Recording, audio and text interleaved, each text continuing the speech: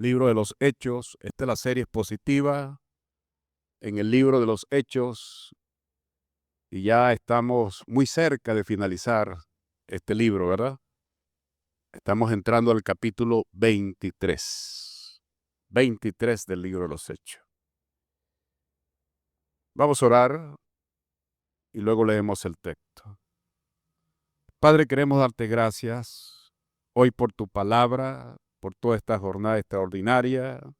Y ahora que nos disponemos a entrar en ella, rogamos que tu Espíritu nos edifique, tu Espíritu Santo, Señor, nos lleve a ella y nos haga entender lo que hoy tienes para tu iglesia. Igual agradecemos la presencia de nuestros amigos aquí y confiamos que esta palabra también va a ser de bendición para sus vidas.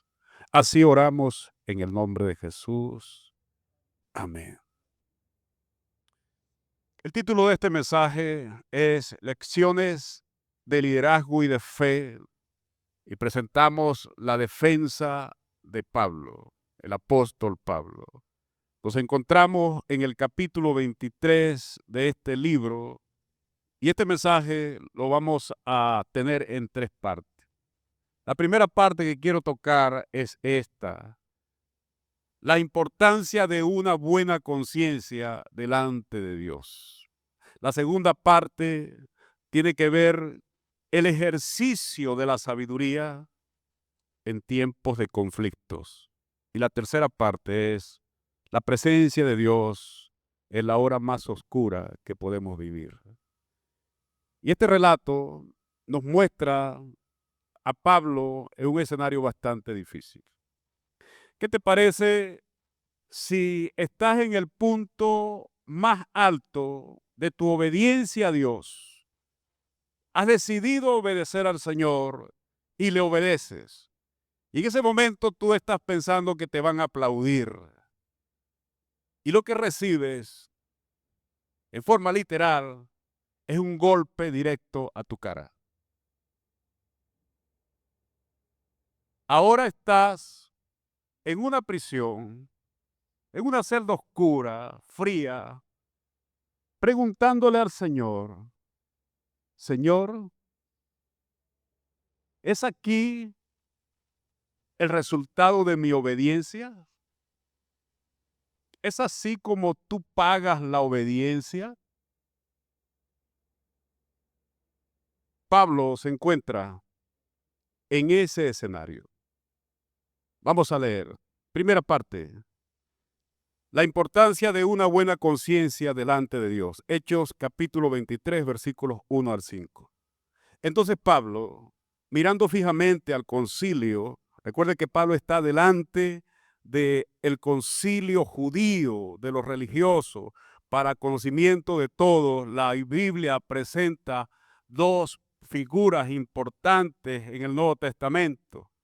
Uno de esos hombres fue Pedro, el otro fue Pablo, destacados líderes que por la gracia de Dios llevaron el evangelio por todo el mundo conocido a su tiempo, y gracias a Dios que por medio de ese esfuerzo humano, incluso Pedro y Pablo ofrendaron sus vidas por causa del evangelio. Podemos decir que la Biblia nos llegó a nosotros. Amén.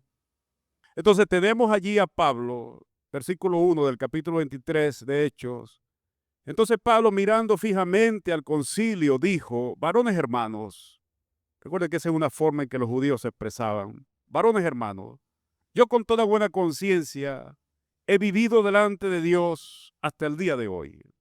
El sumo sacerdote Ananías ordenó entonces a los que estaban junto a él que le golpeasen en la boca.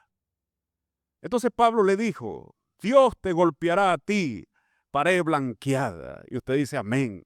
No diga amén. ¿Estás tú sentado para juzgarme conforme a la ley y quebrantando la ley me mandas a golpear? Los que estaban presentes, verso 4, dijeron: ¿al sumo sacerdote de Dios Pablo injurias? Entonces Pablo respondió, verso 5, no sabía, hermanos, que era el sumo sacerdote. Pues escrito está, no maldecirás a un príncipe de tu pueblo. Entrándonos en este pasaje, podemos decir cuán valiosa es una buena conciencia delante de Dios. Pablo dice que él había vivido toda su vida, versículo 1, con toda buena conciencia he vivido delante de Dios hasta el día de hoy. No es incoherente decir que aunque Pablo no se había convertido al Evangelio, eso lo tratamos la semana pasada, Pablo tuvo un encuentro personal con Jesucristo, el Señor lo derriba a tierra, el Señor le habla, Pablo iba a Damasco a perseguir a los cristianos, recuerde que Pablo era celoso de la ley de los judíos y Pablo no aceptaba otra religión, hay un solo Dios, ese Cristo es una blasfemia, pidió carta a los ancianos en Damasco, en Jerusalén, y con esas cartas quiere ir a Damasco para traer a los cristianos, encarcelarlos y, si es posible, matarlos. En ese camino se le aparece el Señor, lo derriba en tierra, tiene un encuentro con Cristo, y es por eso que yo decía que es imposible que alguien tenga un encuentro con el Evangelio y quede igual. Es como que tú hayas chocado con un camión y vengas a decir, ¿sabe qué me ha pasado ahorita? Me acaba de atropellar un camión. Y uno queda viendo a la persona y dice, o me estás mintiendo, o me estás tomando el pelo, o sencillamente estás en grado de locura. Porque es imposible que alguien tenga un choque de esa naturaleza y quede igual. Bueno, es lo que quise decir la semana pasada. Si usted, por la misericordia de Dios, llega a tener un encuentro con Cristo, es imposible que vuelvas a quedar igual. Amén. Porque esto no se trata de religión. Eso no se trata de un proceso de cambio mental. La persona que tiene un encuentro personal con el Señor Jesucristo, mi amado hermano y amigo, nunca vuelve a quedar igual. Y si queda igual, realmente no ha tenido un encuentro con el Señor. Entonces Pablo, en ese escenario, podemos decir que no es incoherente pensar que antes de conocer a Cristo, Pablo vivía bajo el temor de Dios, solo que lo vivía de forma equivocada, en ignorancia. Es decir, Pablo, en lo que él había sido instruido desde pequeñito, desde que comenzó a entender la ley, él pensaba que esa cosmovisión era la verdadera manera de vivir delante de Dios hasta que tiene un encuentro con el Señor Jesucristo. Y a partir de allí es que Pablo nos ilustra que toda su vida él había vivido con toda buena conciencia delante de Dios hasta el día que tuvo un encuentro con el Señor. A su nombre. Así que, hermano, Pablo inicia su defensa presentándose como un hombre que no quería destruir la ley de sus padres. Recuerden que estamos hablando de un judío. Y por eso él presenta en primer lugar, yo he vivido bajo el temor de Dios, conforme a la ley de Moisés.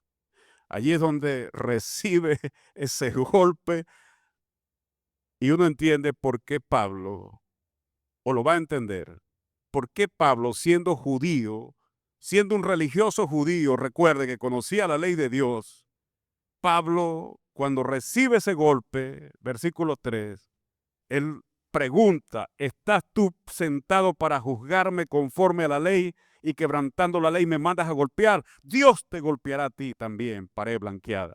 ¿Qué es lo que está pasando aquí? Pablo no sabía que ese hombre que había dicho golpéenlo era el sumo sacerdote de Dios en el templo de Jerusalén.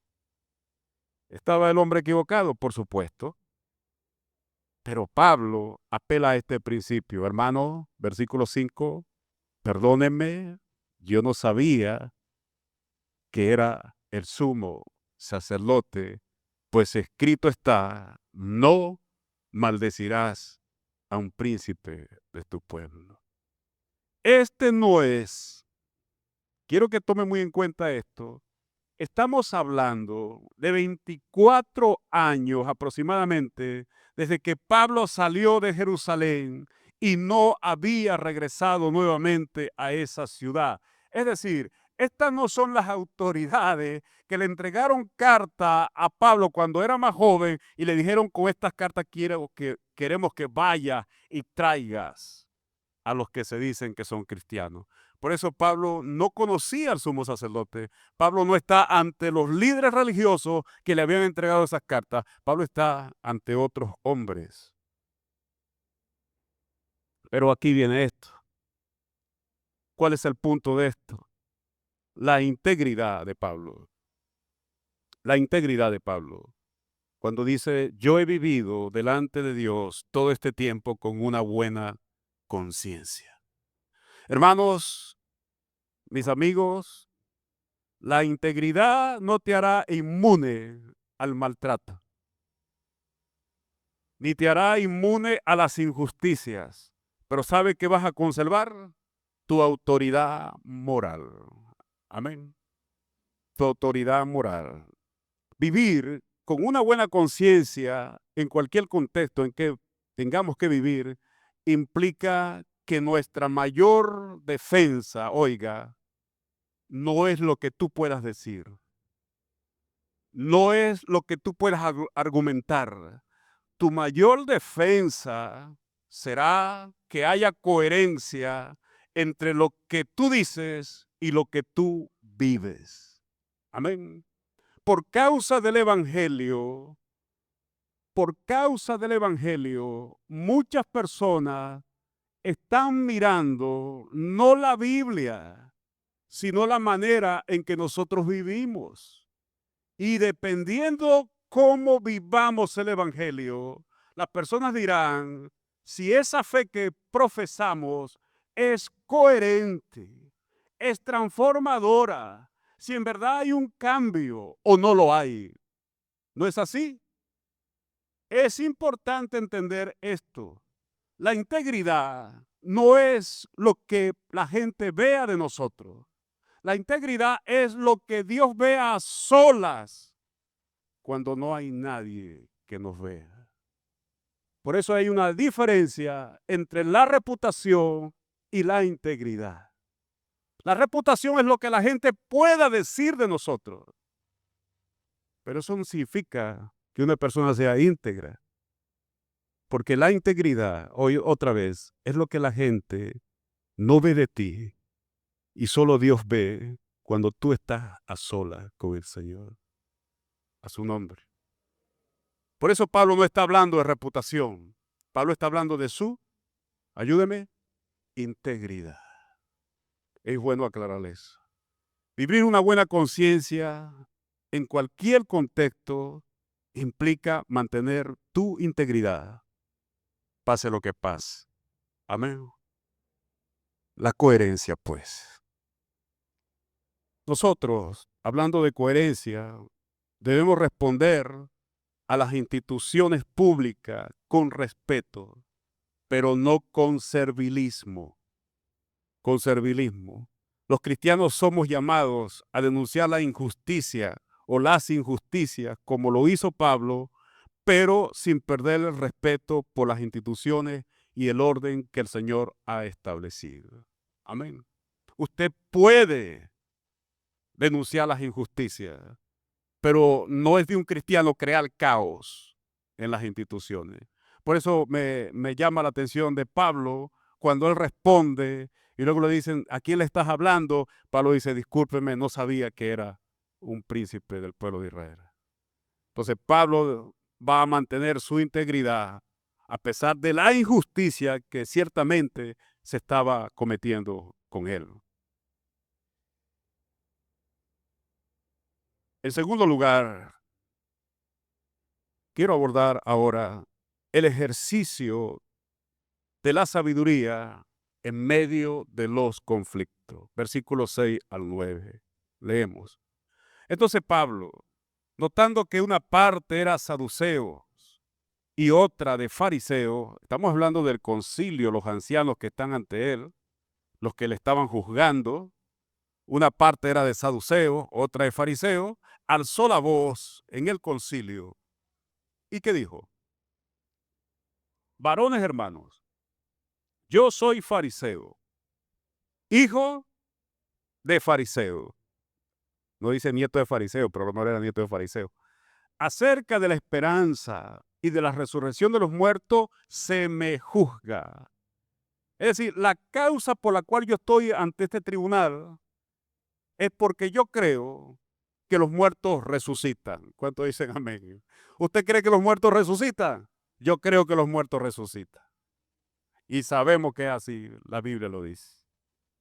No hay una tumba donde podamos ir a decir, allí está el cuerpo de Jesús de Nazaret. Él resucitó al tercer día. Usted puede ir a la tumba de Mahoma, a la tumba de otros líderes, pero la tumba de Jesús está vacía.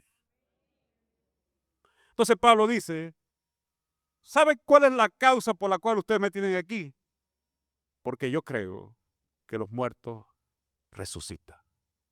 Porque yo sigo a uno que me ha mostrado que es el Señor resucitado. Se me apareció en Damasco. A ese es que yo sirvo. Por eso estoy aquí. Se me está juzgando que los muertos resucitan. Y dice la Biblia, versículo 7. Cuando dijo esto, ¿qué se produjo?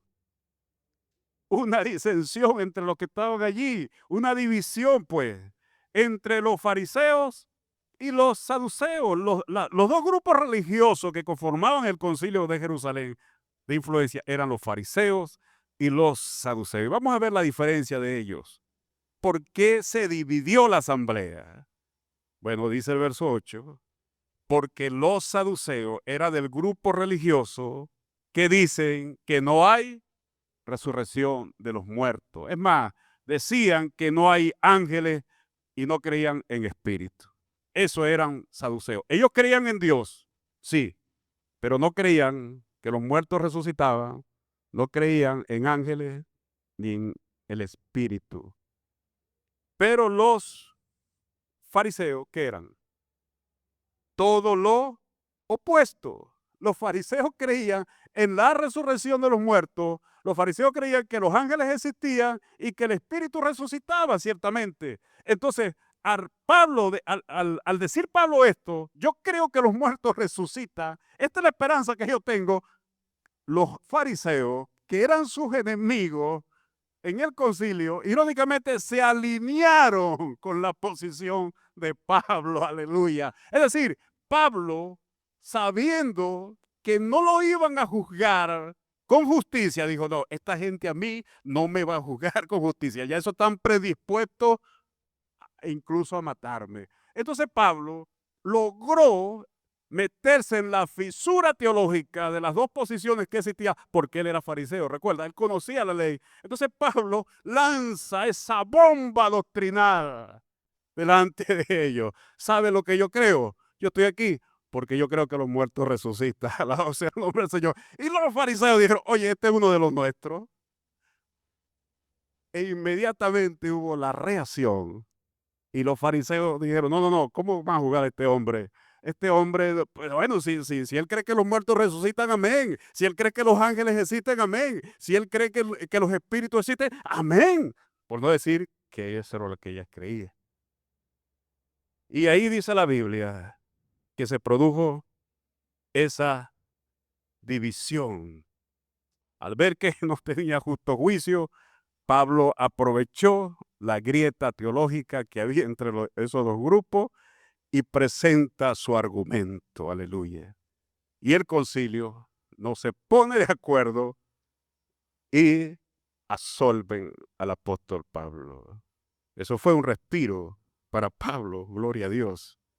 Hermanos, en esos contextos donde nuestro evangelio está siendo atacado, ¿cómo vamos a responder? ¿Insultando a la gente? ¿Gritando? ¿Malponiendo? ¿Cómo vamos a responder? Debemos responder con sabiduría. Y esta sabiduría solo la puede dar Dios. Amén. En esos contextos de oposición, debemos depender del Señor, orar, y el Señor nos dará la sabiduría para sortear esas olas donde estamos siendo atacados. Amén. Jesús nos llama incluso a ser astutos como serpientes. ¿Recuerda eso? Mansos como paloma, astutos como serpiente. Por eso decía un hermano que me decía, la gente cree que yo soy menso. Yo lo que soy es manso, yo. Y yo digo, bueno, amén, pero cuídate, baja de ahí los niveles porque te puede saltar el hombre y vas a tener problemas. Entonces, aquí la Biblia nos muestra la sabiduría de Pablo. La iglesia debe recordar incluso que nuestras victorias ya ocurrieron en la cruz y que hay una tumba vacía. Esas son nuestras victorias. Y eso, hermano, saber que Cristo resucitó, que hay una tumba vacía, debería quitarnos el temor ante el mundo de perder. Saber que estamos con el Señor. Amén. Número 3. El aliento de Dios en medio de la hora más oscura. El aliento de Dios en medio de la hora más oscura. Versículo 10 al 11. Y habiendo grande disensión, ya lo sabemos, la división que hubo, el tribuno, esta es la autoridad militar, Claudio Lisias se llama, vamos a mirar más adelante, Claudio Lisias, teniendo temor de que Pablo fuese despedazado por ellos, ¿qué hizo? Mandó que bajasen soldados. Recuerda que este es el tribunal militar de los romanos, Pablo está hacia una parte baja, y entonces el tribuno está mirando todo lo que está ocurriendo aquí, está ocurriendo el juicio de Pablo. Cuando hubo el alboroto, los dos grupos no se ponen de acuerdo, el tribuno, Claudio Licia, temiendo que podían agarrar a Pablo y matarlo, ¿qué hizo? Mandó a que bajasen soldados, versículo 10, y le arrebatasen de en medio de ellos y le llevasen a la fortaleza. Esta es la fortaleza militar que estaba en Jerusalén y tenía al menos 1000 soldados en esa fortaleza. Tras un día de violencia física, vamos a poner los escenarios otra vez. Pablo está en Éfeso, ¿recuerda? Los capítulos atrás. Y el Espíritu Santo le habla a Pablo y le dice, Pablo, si vas a Jerusalén, esto es lo que te espera, mijo. No te van a recibir con aplausos, olvídate de eso. Lo que te espera es persecución. Pero Pablo quiere cumplir su misión. Amén. Llega a Jerusalén. Nadie sabía que el hombre había llegado.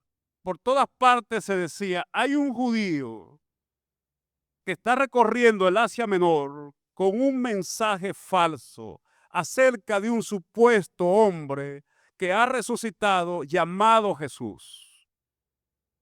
Y los judíos querían saber quién es ese que quería destruir para ellos la tradición de sus padres. No le cabía en la mente a los judíos que pudiera existir Dios y que Dios tuviera un hijo. Y Pablo está en Jerusalén. Cuando llega, recuerda que los ancianos le dicen, Pablo, se dice que por todas partes tú quieres destruir la tradición de nosotros.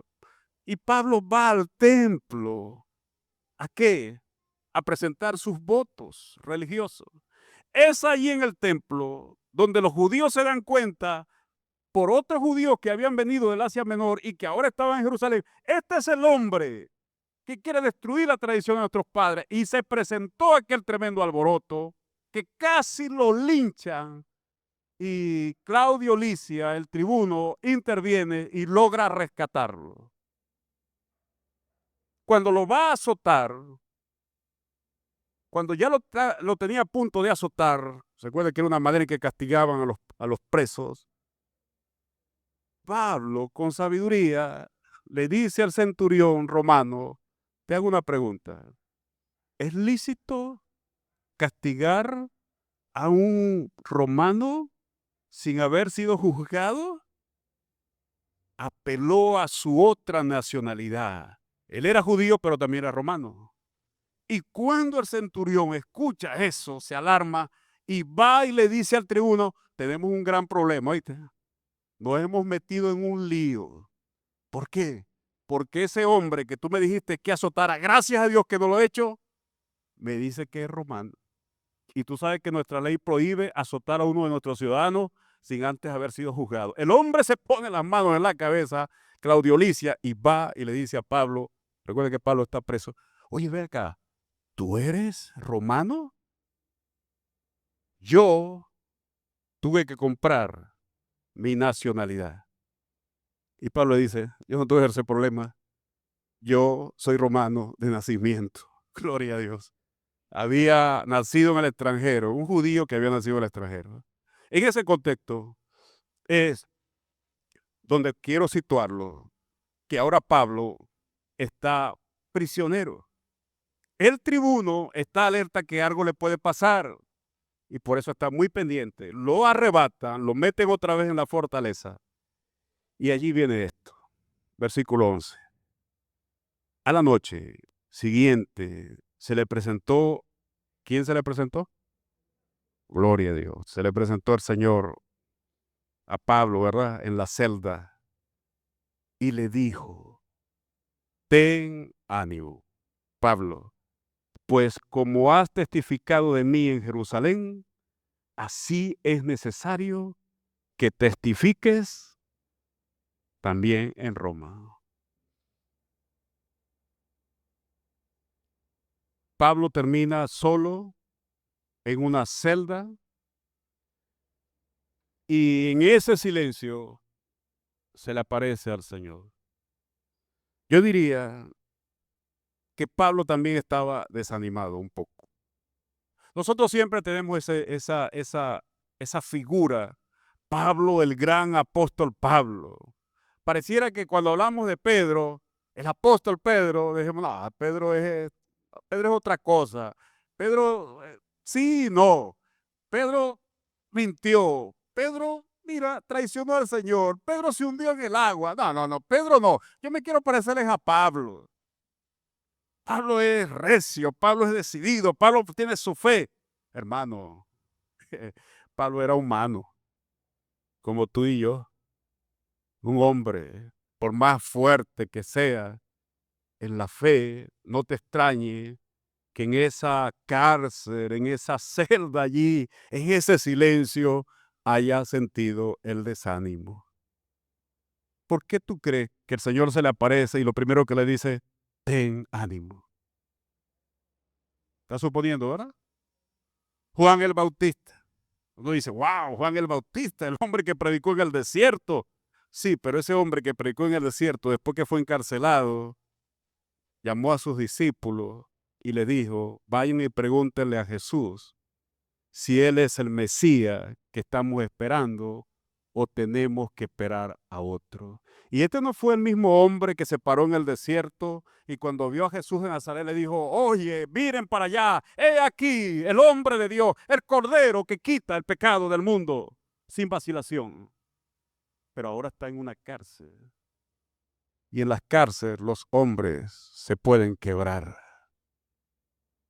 En esa soledad y en ese silencio, no dudo que Pablo sintió el desánimo.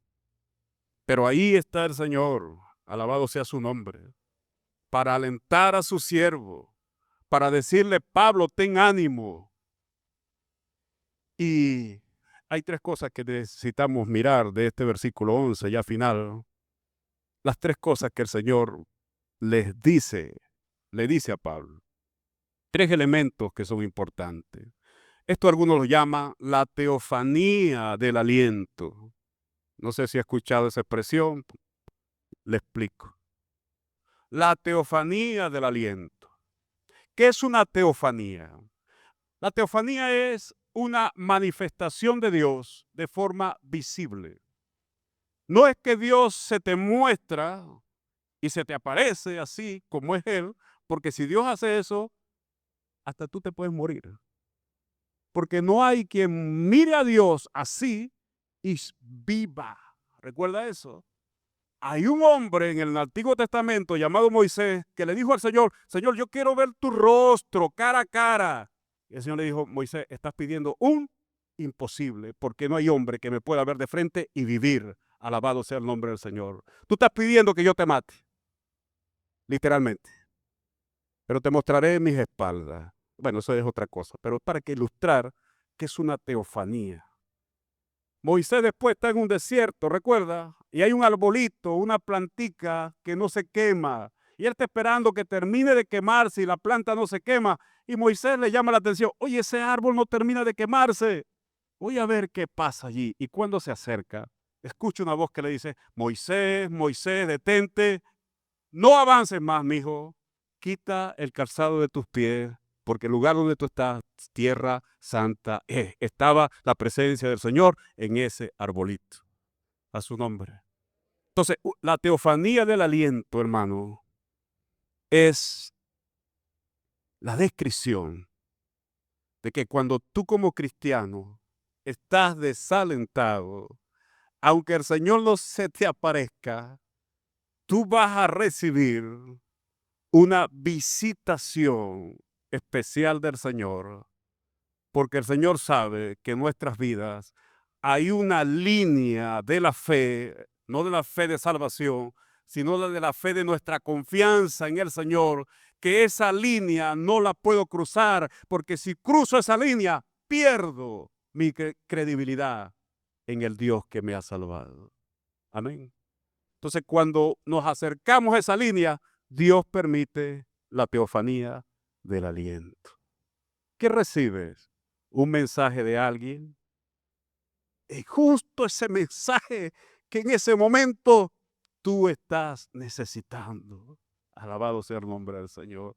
Te metes a buscar en la Biblia y encuentras precisamente esa promesa que en ese momento tú necesitabas para tu vida. Te encuentras con un hermano que sin contarle tú nada, el hermano habla de tu problema y tú te identificas con lo que él está hablando y tú recibes aliento.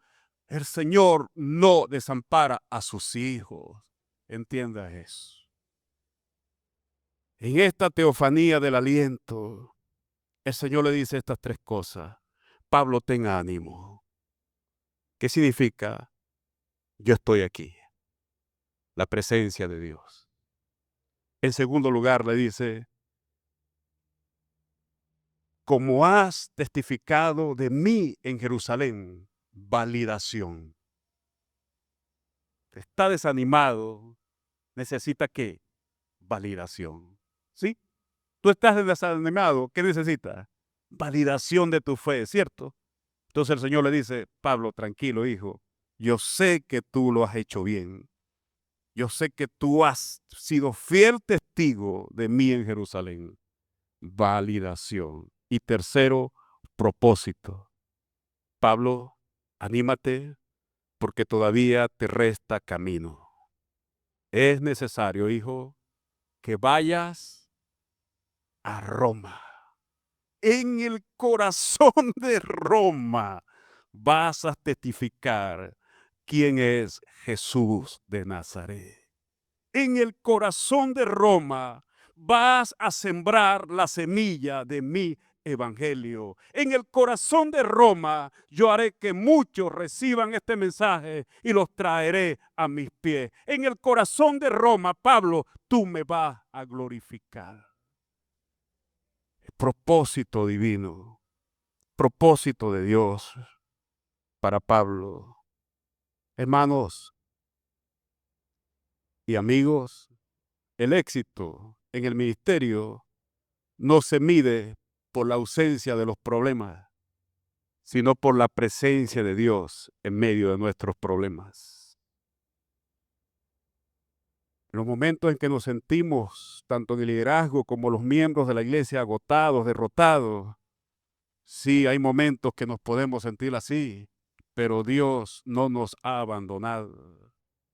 Y lejos de dejarnos en la fortaleza, en esa prisión oscura que es la crisis de tu vida, el Señor te sacará de allí y te traerá aliento otra vez. El Señor viene a nosotros en los momentos en que más estamos necesitados de su presencia. ¿Cuánto dicen amén? Dios le estaba diciendo a Pablo, hijo, tu historia no termina aquí en esta prisión. No creas eso, Pablo. Todavía tengo propósito para ti. No termina en esta prisión oscura en Jerusalén. Tienes que ir a Roma a hablar de mí. La crisis en tu vida, quiero decirte, sean crisis personales y sobre todo ministeriales, no es el final del propósito de Dios para ti. La crisis solo es el puente que conduce al plan de Dios sobre la vida de cada uno de los hijos del Señor. Eso es la crisis, no nuestro final. Y en conclusión, tenemos esto. Un Dios que valida nuestro testimonio cuando somos fieles ante las injusticias. Dios validará nuestro testimonio. Un Dios que promete no dejarnos en las crisis, sino que nos muestra su aliento y su presencia. Y un Dios que nos llama también a la acción, por supuesto. Tenemos que accionar. Y contigo dejo estas 3 preguntas en la mañana de hoy. Mi hermano y mi amigo, ¿has revisado si tu conciencia está alineada con la voluntad y el plan de Dios para tu vida? ¿Has pensado en eso? Si tu conciencia está lejos, está alineada con lo que Dios quiere para ti. Pablo logró entender eso. Segundo lugar, cuando estás en crisis, en problemas o en dificultades, y si lo estás ahorita, estás rogando al Señor que te dé sabiduría, la que Él solo puede dar para salir de esa situación. Fíjese el callejón sin salida donde se encontraba Pablo. Por un lado, los religiosos judíos que querían verlo muerto, lo acusaban de traición. Tú has traicionado a tus padres, tú has traicionado nuestra religión, tú eres un blasfemo. Y por otro lado, el muro del Imperio Romano que lo tenía preso. Y preso se iba a quedar, porque el imperio no quería que causara perturbación. Así que Pablo, en ese escenario, Dios le da la sabiduría. Logra meterse en la brecha teológica que ya describí y se rompe el cerco. Quiero decirte que en cualquier situación, conflicto, donde tú te hayas involucrado, no por irresponsabilidad, sino por las circunstancias que te han llevado así, y sobre todo por el Evangelio, tú tienes que descansar, confiar en el Señor, y el Señor dará las salidas. Amén. Y entonces viene esto. Realmente ahorita estamos aprendiendo a descansar en el Señor cuando todo se vuelve un caos, todo es caótico. Somos de los que estamos bien y decimos gloria a Dios cuando todo marcha bien, pero cuando todo comienza a suceder en dirección contraria, entonces pareciera que todo se desmorona en nuestra vida. Para ser sincero y a ser honesto, creo que somos más inclinados a permanecer tranquilos y alabar al Señor cuando todo marcha bien. ¿Sí o no? Pero cuando las cosas comienzan a ser caos, un caos, allí es donde nosotros necesitamos depender del Señor y permanecer confiados que Él extenderá su mano, así como Pedro, y nos sacará a flote del agua. Amén. Finalmente hago un llamado a los amigos que están entre nosotros. Si este mensaje ha sido receptivo en tu mente y en tu corazón, abre tu corazón a Cristo y cree en Él como el Señor y Salvador de tu vida. No garantizo que no tendrás problemas.